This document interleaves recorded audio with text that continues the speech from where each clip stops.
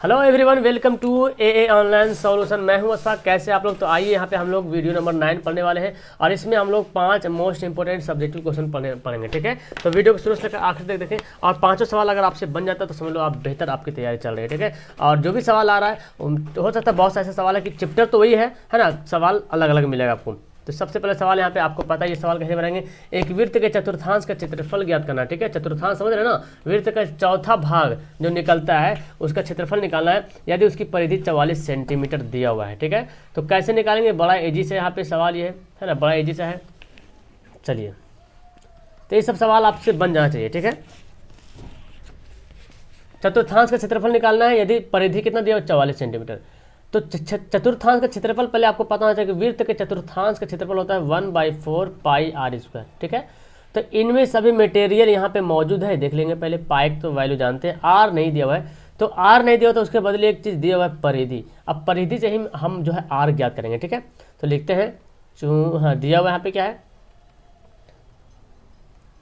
वृत्त की परिधि। वृत्त की परिधि कितना दिया हुआ है, 44 सेंटीमीटर। ठीक है, या दीदी वृत्त की परिधि तो हमको निकालना है। वृत्त की परिधि का फॉर्मूला क्या होता है, 2 पाई आर, 44 सेंटीमीटर। पाई का वैल्यू जानते हैं 22/7 आर 44 सेंटीमीटर। तो आप चाहो तो यहाँ से भी काट सकते हो और नहीं तो फिर आप मतलब क्रॉस गुना कर दीजिए। तो ये कितना हो जाएगा, 2 गुना 22 गुना आर बराबर 44 गुना 7 हो जाएगा। ठीक है, और अगर आर निकालेंगे तो ये गुना में कहाँ चल जाएगा, ये चल जाएगा आपका भाग में चल जाएगा। तो 22 दूना 44 होता है, 2 2 कट जाएगा, कितना बचेगा, आर बराबर 7। तो आर का वैल्यू हमको पता चलेगा कि आर का वैल्यू कितना है, 7 है। आप क्या बोलते हैं निकालेंगे, चतुर्थांश का क्षेत्रफल। ठीक है, चतुर्थांश, तो चतुर्थांश का क्षेत्रफल जानते हैं, इसलिए वृत्त के चतुर्थांश का क्षेत्रफल बराबर, फॉर्मूला क्या होता है, 1/4 पाई आर स्क्वायर, या तो थीटा बटा 360 भी लिख सकते हैं। और जो वृत्त जो चतुर्थांश बनता है इस तरह से देखिए बनता है, तो यहाँ पे बनता है 90 डिग्री। अगर थीटा बटा 360 लिखेंगे तो थीटा यहाँ पे 90 डिग्री होगा, तो कटेगा तो 1/4 ही जाएगा। ऐसे ऑलरेडी इसका फॉर्मूला याद कर लीजिए, 1/4 पाई का वैल्यू बैठा लीजिए। आर का वैल्यू कितना है, 7 यहाँ पे दिया हुआ है ना, यहाँ पे, इसलिए आर बराबर 7 आ गया। 7 गुना 7, 7 7 एक बार कट गया, 2 से कटेगा, 11 दूना 22, 2 दूना 4। ठीक है, तो कितना, 11 7 77/2। इसको चाहो तो ऐसे रहने दो, या तो इसको भाग कर दो, 2 3 6 और 17 हो गया, 2 8 16 है ना, 2 5 10, ये सेंटीमीटर स्क्वायर। ठीक है, क्या निकला, ये वृत्त के चतुर्थांश का क्षेत्रफल निकल गया। क्लियर है, समझ में आया सवाल? तो सवाल इजी था, कोई हार्ड सा सवाल नहीं था। अगला सवाल देखते हैं। अगला सवाल यहाँ पे दिया हुआ है कि सिद्ध करना है कि ये cos theta plus cos theta by 1 plus sine theta, और फिर आपको दे रहा क्या कि 1 प्लस साइन थीटा बटे में cos थीटा, और लाना क्या 2 सेक थीटा। तो देखो इसको कैसे बनाएंगे, जब भी ऐसा सवाल रहे तो देख रहे यहाँ पे, अगर इस स्टेप का cos बाई 1 प्लस साइन, इधर भी आता cos बाई 1 माइनस साइन, तो परमेयकरण करते या तो फिर एलसीएम, तो ऐसा जब भी रहेगा तो बटा में, तो कोशिश कीजिएगा इसको एलसीएम लेने के लिए। ठीक है, तो जल्दी आसान से बनेगा। बनाने का तरीका बहुत अलग अलग टाइप से ही बनता है, लेकिन अगर आप एलसीएम ले बनाते हैं तो कुछ हद तक आपको बहुत कुछ समझ में आएगा। चलो, तो हम इसको हम लिख लेते हैं LHS है ना, cos ए दिया हुआ ना, 1 प्लस साइन ए प्लस 1 प्लस साइन ए ऊपर में है और नीचे है cos, उल्टा है, जस्ट इसका उल्टा दिया हुआ है ना। चलो ठीक है, अब यहाँ पे क्या करते हैं, ये लेते हैं एलसीएम। किसका एलसीएम हो जाएगा, 1 प्लस साइन ए और कॉस है, 1 plus sign A into cos A जो ले लिया मैंने एलसीएम।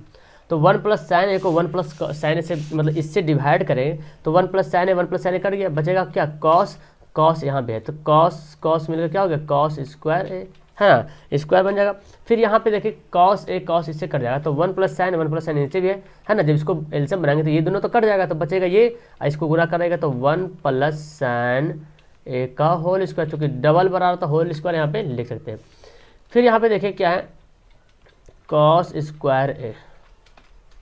ठीक है, ये ए प्लस बी का होल स्क्वायर, अब इसको तोड़ लीजिएगा, ए प्लस बी का होल स्क्वायर कैसे होता है, ए स्क्वायर है ना, तो ए स्क्वायर लिख लेते हैं प्लस बी स्क्वायर, यानी कि साइन का स्क्वायर प्लस 2ab, है ना। आप इसको चाहो तो शॉर्ट में भी बना सकते हो, ये लाइन आपका एक लाइन बच सकता है, ठीक है। और यहाँ पे कुछ मत कीजिए, फिलहाल यहाँ पे ऐसे ही रहने दीजिए, 1 plus sign A into cos A, ठीक है, इसको ऐसे रहने देते हैं। अब देखिए ये क्या करेंगे, यहाँ पे इसको अरेंज करेंगे, कॉस स्क्वायर ए, उसको देखो साइन स्क्वायर है तो हम यहाँ पे लिख सकते हैं साइन स्क्वायर ए, क्लियर है। और 1 का स्क्वायर तो 1 ही होता है जी। और यहाँ क्या 2 साइन ए, गुना करेंगे क्या होगा, 2 एकम 2 एकम 2 और साइन ए, चलो। और नीचे ना 1 प्लस साइन ए ऐसी रहन दो, इंटू कॉस ए को भी ऐसे ही रहन दो, ठीक है। चलिए अब ये इसका फॉर्मूला होता है कॉस स्क्वायर ए प्लस साइन स्क्वायर ए, क्या फॉर्मूला होता है 1, और इधर भी 1 दिया हुआ है, 2 साइन ए। और ये क्या हो जाएगा 1 plus sign A into cos A. अब देखो आगे क्या करते हैं, इसके आगे हम लोग क्या करेंगे, यहाँ पे 1 1 क्या हो जुड़ जाएगा, 1 और 1 को जोड़ देंगे तो 2 हो जाएगा जी, 2 साइन ए। और इसको फिलहाल मतलब जब तक क्या बोल ज़िंदगी के साथ, ज़िंदगी के बाद इसको लेके ढो के चलना है, और लास्ट में एकदम मूड़ी उतार देना है इसको, ठीक है। मतलब देखो कटेगा ये लास्ट में। अब देखो 1 1 2 2 कॉमन हो जाएगा जी, कॉमन हो जाएगा, तो क्या बचेगा यहाँ पे 1 बचेगा, 2 जब निकल गया बाहर, इसमें से ये एक में है, ये एक है, तो 2 निकल गया 1 बचेगा, और यहाँ पे क्या बचेगा साइन ए, 1 प्लस साइन ए, ठीक है। और ये क्या है कॉस ए, तो 1 plus sign 1 plus sign cut गया, क्या बचा यहाँ पे 2 बाई कॉस ए। मैं इसको ऐसे लिख सकता हूँ 2 इंटू 1 बाई कॉस ए, बोलो लिख सकते हैं जी, बिल्कुल लिख सकते हैं, है ना। तो 1 बाई कॉस क्या होता है सेक ए होता है, और यही तो प्रूफ करने के लिए बोला जा रहा था कि सेक ए को प्रूफ कीजिए, है ना। देखिए 2 सेक ए आ गया, और 2 सेक ए ही बोला था प्रूफ करने के लिए। तो क्वेश्चन कुछ नहीं है, बस आपको यहाँ पे ये दिमाग में रखना है कि जब भी ऐसा सवाल मिले तो आपको एलसीएम करना है, और जब एलसीएम मिल गया तो सारा लाइन पकड़ा जाएगा। फिर आपको बीच में फॉर्मूला आएगा ए प्लस बी का होल स्क्वायर आ जाए, या ए स्क्वायर माइनस बी स्क्वायर आ जाए, या ए स्क्वायर प्लस बी स्क्वायर आ जाए, या ए क्यू प्लस बी क्यू, ये सब फॉर्मूला को याद होना चाहिए, क्योंकि ये सब फॉर्मूला आ सकते हैं इसमें, ठीक है। तो इसमें दिक्कत नहीं होनी चाहिए, ओके। चलो क्लियर है, समझ में आ गया। अगला सवाल देखते हैं। अगला सवाल देखिए यहाँ पे क्या बोल रहा, इजी सवाल है। एक तार जो वृत्ताकार है जिसकी त्रिज्या 42 सेंटीमीटर है, ठीक है। एक तार वृत्ताकार है और उसकी त्रिज्या कितनी है 42 सेंटीमीटर है। इसको मोड़ देते हैं, मोड़ कर एक वर्ग बनाते हैं, वर्ग समझ रहे हैं ना, जिसकी चारों भुजा बराबर होती है। तो वर्ग की भुजा की लंबाई ज्ञात करना है। तो देखो तार एक वृत्ताकार है, इसको जिसकी त्रिज्या कितनी है 42 सेंटीमीटर है। तो तार मान लेते कि कुछ इस तरह से होगा, लेकिन यह है वृत्त टाइप का बना हुआ है। तो जो इसकी त्रिज्या जो है पूरा वृत्त ऐसे तार बना हुआ है गोल, है ना। और त्रिज्या कितनी है 42 सेंटीमीटर जो इसका है त्रिज्या है।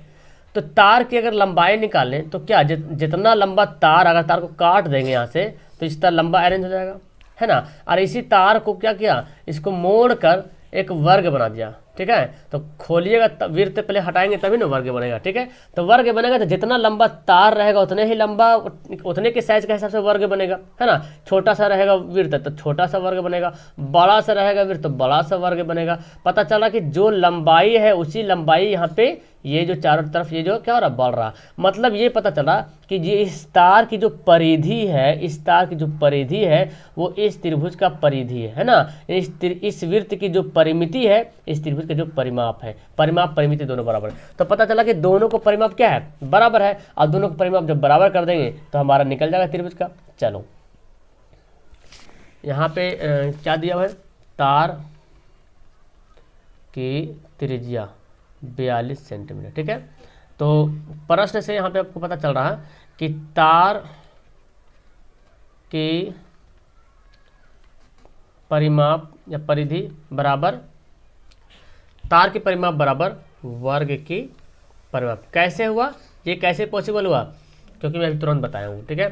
तार की परिमाप क्या होता है, तार की परिमाप बोले तो तार की परिधि, तार कैसा है वृत्ताकार तरह है, तार बोले तो यहाँ पे वृत्ताकार है, तो यहाँ पे लिखते हैं बेहतर होगा वृत्ताकार लिखते हैं, वृत्ताकार तार तो बेहतर रहेगा, तार तो लंबा भी है, वृत्ताकार तार की परिमाप, है ना, वृत्ताकार तार। तो वृत्ताकार तार की परिमाप क्या है 2 पाई आर होता है, और ये क्या होता है 4 गुना भुजा, है ना। परिमाप तो नहीं होता 4 गुना भुजा होता है जी। तो यहाँ पे 2 हो गया, पाई का वैल्यू बैठा लो, आर का वैल्यू दिया कितना 7 दिया हुआ है, यहाँ पे 4 गुना भुजा दिया हुआ, ठीक है। अब इसको क्या करें, क्रॉस गुना कर दो। तो यहाँ पे अभी गुना ऐसे करो, इजी है, देखो 7 से करो, 7 छक 42 हो गया। क्या बचा, 2 गुना 22 गुना 6 बराबर 4 गुना भुजा बच रहा। अब अगर भुजा निकालना है आपको तब क्या कीजिएगा, 2 गुना 22 गुना 6 बटा 4 है ना, काटिए, 2 दूना 4, 2 तिया 6, तो 22 तिया 66 सेंटीमीटर क्या बन गया, इसका भुजा ज्ञात हो गया। ओके, तो समझ में आ गया।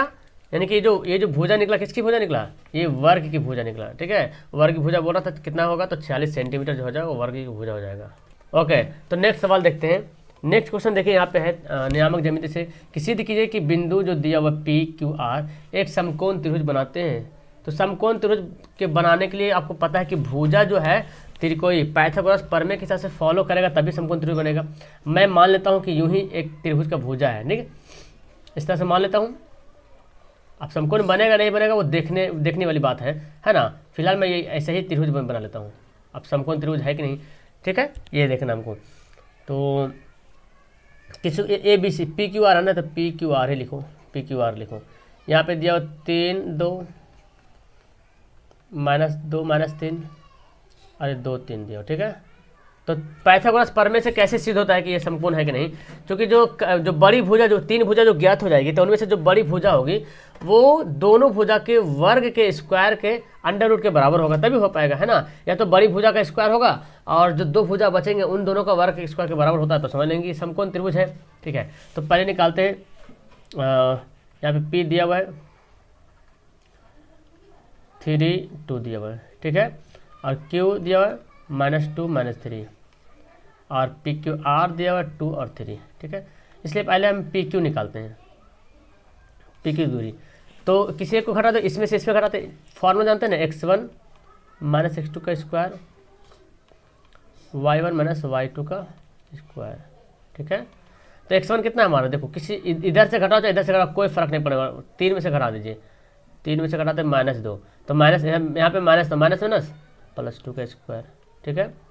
y कितना है, 2 है, -3, तो माइनस माइनस +3 का स्क्वायर। ओके, तो 3 2 5 का स्क्वायर, 3 2 5 का स्क्वायर कितना हो गया, 5 5 25 + 5 5 25, 25 25 कितना हो जाएगा, 50 हो जाएगा, है ना।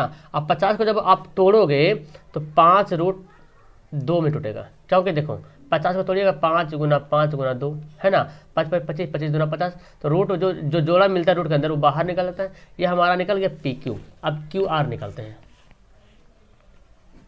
तथा क्यू आर, इसमें वही करेंगे, 2 इधर से घटा दीजिए इधर से घटाइए, कोई दिक्कत नहीं, -2 में से -2 घटाइए, -2 है, अब प्लस माइनस माइनस, चूँकि x1 - x2 होता है, x1 - x2 होता है, ठीक है। -3 में से घटाएंगे इसको, तो -3 का हो जाएगा स्क्वायर, 2 दूना -4 का स्क्वायर, अरे 2 2 4 हो गया, -6 हो गया, इसका स्क्वायर हो गया, ये 4 का स्क्वायर कितना होगा, 4 चौक 16, माइनस माइनस प्लस होता है, ठीक है, 6 छक 36, तो जोड़िए 6 6 12, 3 5 1 6, कितना गया, 3 3 1 4 हो गया ना, 1 5 52 हो गया, 6 6 12 2 बाकी 1 3 4 1 5 52 हो गया।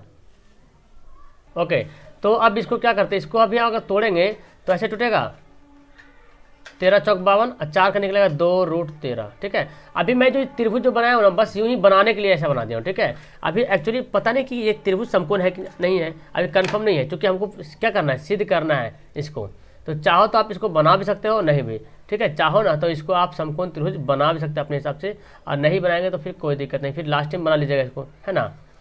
आप चाहे तो इसको बना भी सकते हैं। ओके, तो इस तरह से हमारा निकल गया। अब क्या करेंगे, पी क्यू निकल गया, क्यू आर निकल गया, यहाँ पे एक पी क्यू से निकाल लिए, एक क्यू आर निकाल लिए। तो देखो अगर इस तरह बना लीजिएगा, देखिए हम इधर पी क्यू, अभी पता नहीं कि कौन सा कारण है, हमको पता नहीं है, ठीक है। तो 3 2 था यहाँ पे, है ना, क्यू आर को -2 -3 हो सकता है चेंज हो जाए, आइए 2 3, ठीक है। तो पी क्यू निकाले, क्यू आर निकाले, अब क्या निकालेंगे, पी आर निकालेंगे, ठीक है, पी आर। अब पी आर, तो पी आर कैसे निकालेंगे, यहाँ देख लीजिए, -3 में से 2 घटाएंगे और 2 में से 3 घटाएंगे, -3 में से 2 घटाएंगे और क्या है, 2 में से 3 घटाएंगे, 2 में से 3 घटाना है। अच्छा 2 में से 3 घटाना है तो माइनस तो पहले था x1 minus x2 y1 minus y2 है ना, बता लिए। अब यहाँ पे देखो आपको यहाँ पे क्या मिला, घट के कितना है 1 का स्क्वायर, आई कितना आएगा -1 का स्क्वायर, तो 1 का 1 इधर 1 कितना गया √2। ठीक है, अब हमको देखना कौन सी बड़ी से बड़ी भुजा कौन सी मिल रही है। यहाँ पे √5 आ गया, 5√2 आ गया, यहाँ पे 2√13 आ रहा, यानी कि √52 बोले तो है ना। यहाँ पे देखो √50 आ रहा, यहाँ पे √52 आ रहा और √2 आ रहा। तो बड़ा कौन दिख रहा है, जो ज़्यादा है 52 है, तो 52 ही बड़ा दिख रहा है ना, 52 बड़ा दिख रहा।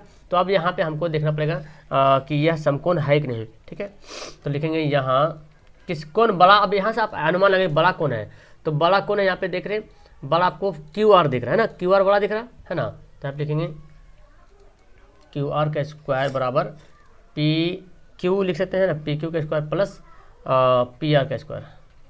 तो देखो QR का स्क्वायर कितना आया था, आप देखिए यहाँ पे 52 आ गया था, तो 52 भी लिख सकते हैं और इसको नहीं भी तोड़िएगा ना, कोई दिक्कत नहीं, ऐसे यहीं तक लिखिए तो वो भी चलेगा। ठीक है, क्योंकि 52 के स्क्वायर जब तक करेंगे तो 52 आ जाएगा। ठीक है, और PQ देखिए, PQ कितना निकाले थे, √50 निकाले थे, तो 50 भी लिख सकते हैं, नहीं तो फिर जो तोड़े वो भी लिख सकते हैं, है ना, क्योंकि स्क्वायर हो जाएगा तो सब यहाँ पे हल हो जाएगा।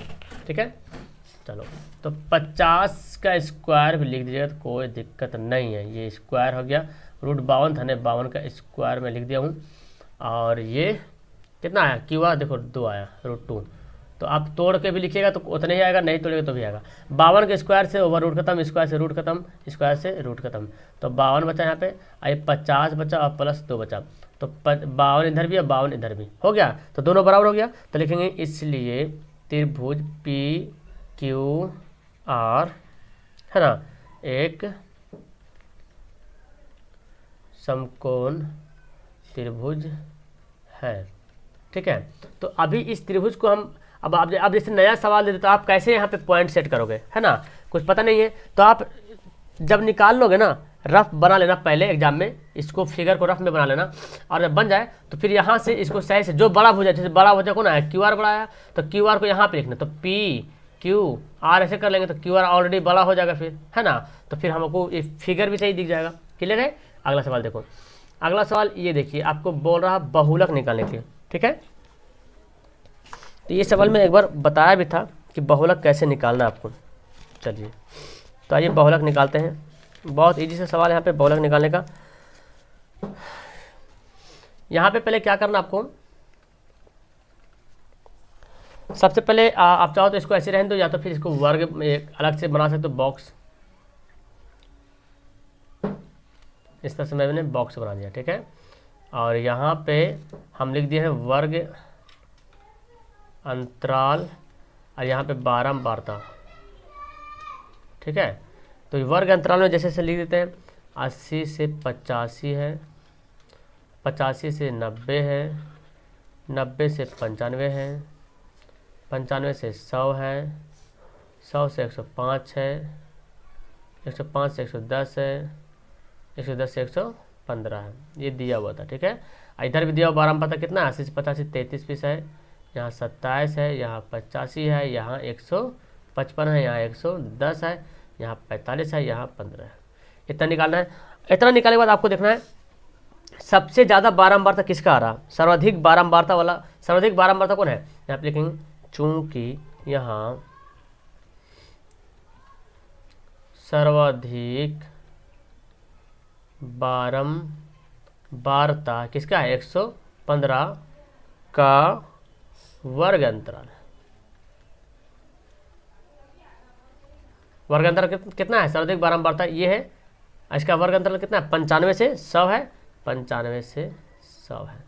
तो यहाँ से हमको पता चल रहा है ये जो सबसे पहले जो निकाले ये वाला, अच्छा 95 से जो 100 है इसमें सबसे छोटा कौन है, 95 है, तो ए हो जाएगा 95, क्योंकि फॉर्मूला को पता होना चाहिए कि बहुलक का फॉर्मूला मैं आपको बताने वाला हूँ क्या होता है। और ये जो सर्वाधिक जो आया है ये इसको बोलते हैं F1, क्या बोलते हैं, इसको बोलते हैं F1। ठीक है, तो यहाँ पे F1 हो गया कितना, 115, उसके जस्ट ऊपर बढ़ेंगे तो उसको बोलते हैं F0, क्या बोलते हैं, F0 जो कि है 85, और इसी के जस्ट नीचे आएंगे तो हो जाएगा F2, और उसको बोलते हैं 100 कितना है, 110 है, और एक है I मतलब इन दोनों का बीच का डिफरेंट, कितना डिफरेंट देखिए, है ना, 5 का डिफरेंट है तो 5। अब इसका फार्मूला देख लेते हैं, ठीक है। यहाँ पे लिखते हैं, चलो तो नीचे पेज खत्म होंगे ऊपर बनाते हैं यहाँ पे। इसलिए बहुलक बराबर है ना, इसलिए बहुलक बराबर, तो बहुलक का फॉर्मूला आपको पता होना चाहिए कि L plus F1 minus F2, F1 minus F0 by 2F1 minus F0 minus F2, ठीक है, इंटू आई। ये फार्मूला आप याद कर लीजिए, ठीक है। L कितना हमारा है, L हमारा है 95 है ना, सबसे छोटा। और F1 कितना आया था, F1 मतलब जो सबसे बड़ा था 115, सबसे उसके बाद वाला कितना था F0 है ना 85 था। देखिए F0 कहाँ गया, F0 देखो 85 है, F2 110 है। चलो यहाँ पे मैं यहाँ पे लिख दिया हूँ, कहाँ गया मेरा पेन, यहाँ गया। अच्छा ये है 2F1 मतलब 115 माइनस F0 कितना हो गया 85 माइनस F2 कितना आया था, F2 आया था 110। तो इसको ना ये जो ब्रैकेट घेरे हैं इसको अच्छा से हम घेर लेते हैं यहाँ से ऐसे करके। और ये आई कितना है 5 है, तो 95 हो गया। इसको घटा लीजिए, इसको घटाएंगे कितना, 10 में से 5 गया 0, और 11 में से 8 3 11, 8 11 है ना, 155 है। एक मिनट कहाँ में चला गया, ओ सॉरी 155 है यहाँ पे, 155 है, 155 है ना, 155 है। यहाँ देख रहे हैं 155 है, तो यहाँ भी हो जाएगा 155। मैं लिखे में मिस्टेक कर दिया हूँ लिखने में, 155 ठीक है। तो 155 फिर यहाँ पे हो जाएगा 155, तो 8 7 15 70 बचेगा यहाँ पे जी। और अगर 115 है तो उसके हिसाब से बना सकते, लेकिन हो सकता है सटीक आंसर ना आए।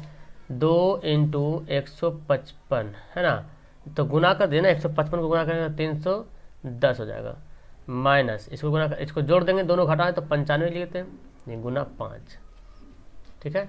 अब देखो यहाँ पे क्या करते हैं, 95 लिख दिया प्लस इसको कितना 5 से गुना करते हैं है ना, 5 से गुना करते हैं, या नहीं तो आप ऐसे ही रहने दीजिए इसको 70 घटाइए, इसको घटा देते हैं। 10 में से 5 घटेगा तो 5 हो जाएगा, और ये 10 में से 9 घटेगा तो 1 घटे बचेगा, यहाँ पे 2 बचेगा 9 है ना, और यहाँ पे कितना बचेगा 2 बचेगा 5 से, तो 23 बचे, 23 से कटेगा यहाँ पे नहीं, यहाँ पे घटाएंगे तो गड़बड़ आ रहा है, 310 है ना, 10 में से 5 घटेगा 5, और 10 में से 9 घटेगा 1, और यहाँ पे कितना आएगा 10 में से 5 घटेगा 5, 195 है। अच्छा इसको जोड़ेंगे तो 195 आएगा ना, तो आ जाएगा 115।